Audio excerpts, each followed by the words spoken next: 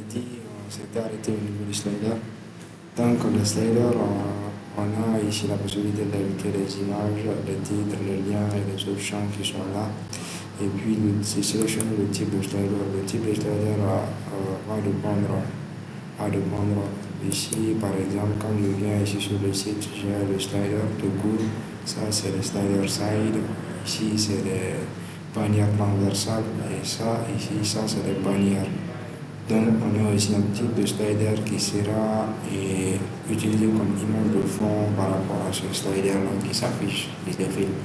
C'est ce type-là qui va apparaître ici. Le slider side, bannière transversale, image de fond et bannière.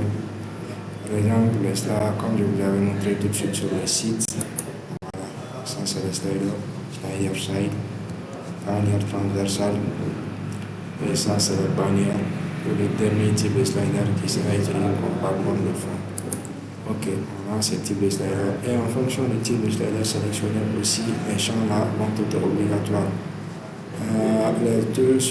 Ces deux champs, le lien et la photo seront obligatoires pour tout type de slider. Par exemple, si je souhaite créer un slider de type, je vais sélectionner d'abord ma photo. Je vais prendre par exemple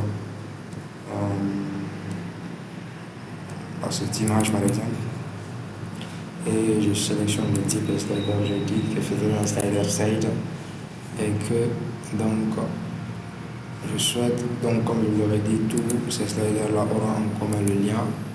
Donc je vais sélectionner ici un lien sur le site sur lequel mon slider va pointer.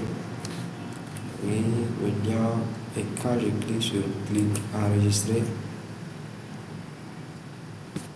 voir, c'est enregistré avec succès. Donc, selon les sliders là, les gens vont être obligatoires en fonction du type de slider. Comme vous l'avez vu, j'ai réussi à enregistrer le slider side sans pour autant renseigner tous les autres champs. Je n'ai fait que seulement renseigner l'image et le lien, et ensuite, oui, je crois l'image, le lien, c'est tout.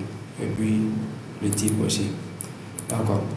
Quand je reviens sur mon site, je clique sur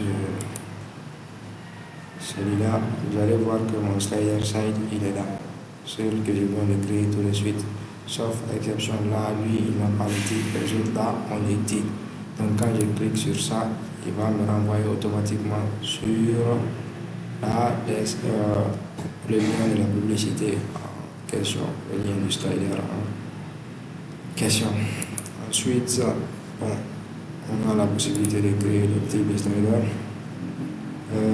Après la section slider, on aura la partie administration dans laquelle on aura les paramètres. Les paramètres, c'est selon les paramètres de configuration du site. Quand je viens, vous allez voir les paramètres de configuration du site, le logo, le nom du site, le message de qui, et les autres informations qui sont là. Ici, par exemple, quand je souhaite modifier un logo, je vais voir si j'ai un logo qui est là.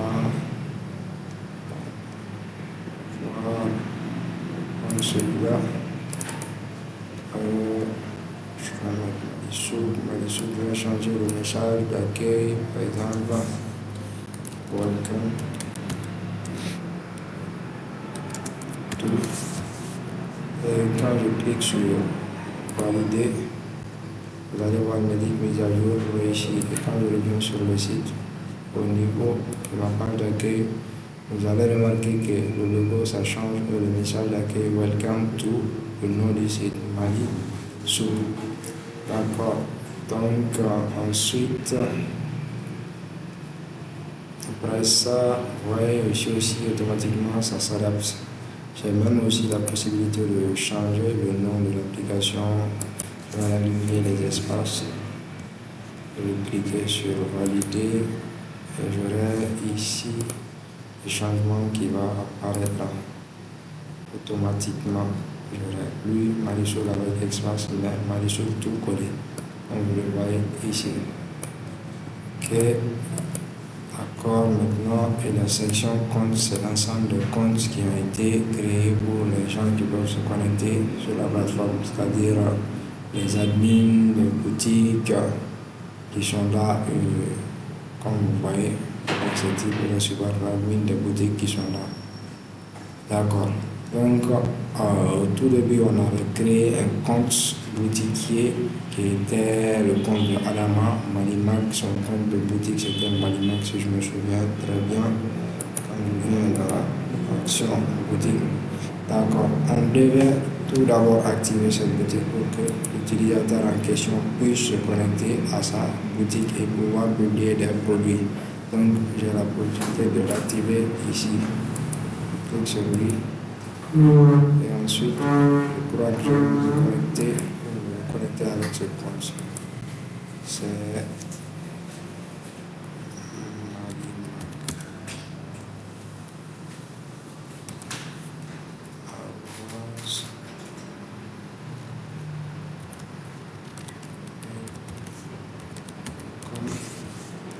le mot de passe, si je me souviens, c'était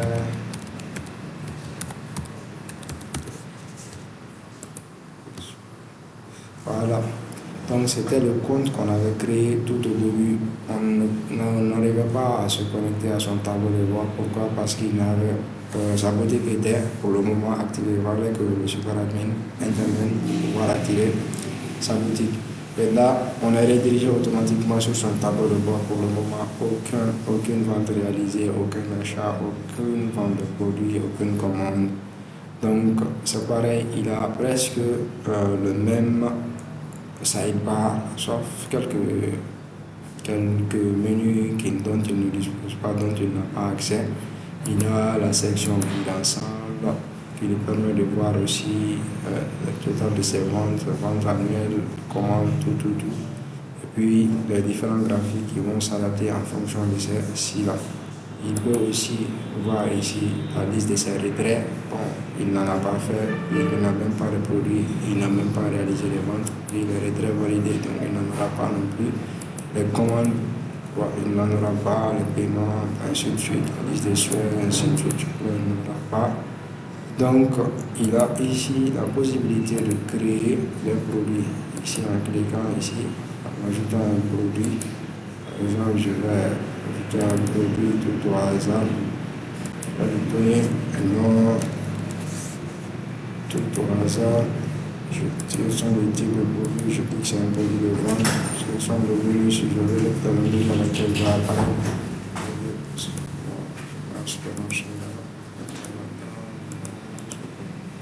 Ensuite, les détails, la catégorie à laquelle le produit va appartenir. Pourquoi je vais sélectionner catégorie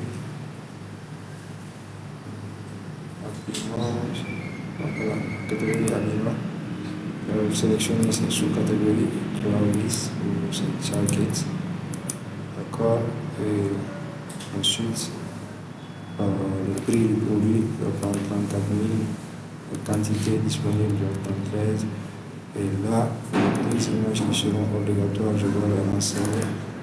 Sinon, les deux derniers là ne seront pas obligatoires. Sélection des images au hasard, je clique sur enregistrer. D'accord, donc il vient de créer son tout premier produit. Donc il va être listé dans sa boutique. Il vient de créer son tout premier produit. Et quand je reviens sur l'interface administrateur, j'actualise ma page. Quand j'actualise ma page, je l'envoie en vente. Je vais noter. Je vais essayer de voir le produit qui vient de créer tout de suite. J'actualise.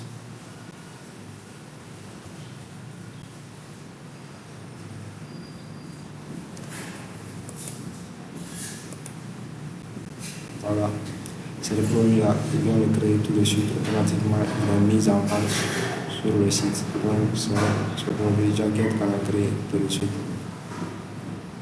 D'accord, donc il y a la possibilité de procéder aux deux autres menus, plutôt d'accéder aux autres menus qui sont là, c'est-à-dire en bas, c'est compte. Là, pour le moment, c'est seulement son compte il doit s'afficher. Voilà, son compte sur le mouvement qui est là, à des produits, produits publicitaires, ses promotions et puis tout, comme on a vu dans la section dernière. Donc il a la possibilité de faire tout ceci ici, donc la section comptabilité, administration, tout, il a accès à tout ceci pour pouvoir personnaliser sa boutique en question. Donc c'était une brève introduction sur l'application Maliso. Merci.